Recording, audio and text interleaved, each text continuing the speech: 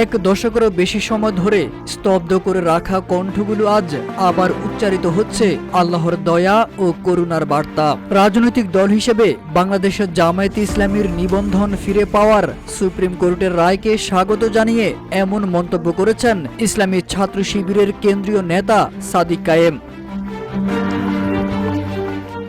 নিজের ভেরিফাইড ফেসবুকে দেওয়া এক পোস্টে সাদিক কায়েম দাবি করেন, ফ্যাসিবাদের প্রথম ভিকটিম ছিল বাংলাদেশের জামায়াতে ইসলামী। তিনি বলেন, ফ্যাসিবাদী আওয়ামী লীগ কথিত মানবতা বিরোধী অপরাধের মিথ্যা মামলায় একের পর এক জামায়াত সহ বিরোধী দলীয় নেতাদের বিচারিক হত্যাকাণ্ড ঘটিয়েছে।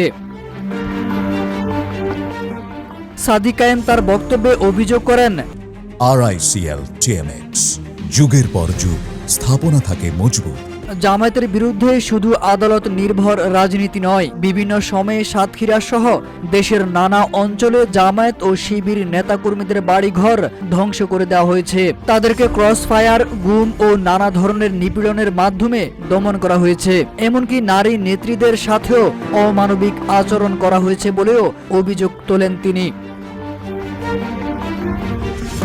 সাদিক কায়েম এর রায়কে দলটির প্রতি আল্লাহর পক্ষ থেকে দয়া ও রহমতের নিদর্শন হিসেবে উল্লেখ করেন। তিনি একই সঙ্গে ATM আজহারুল ইসলামের মুক্তির কথাও স্মরণ করেন, যিনি মানবতা বিরোধী অপরাধ মামলায় মৃত্যুদণ্ড প্রাপ্ত ছিলেন এবং সম্প্রতি মুক্তি পেয়েছেন।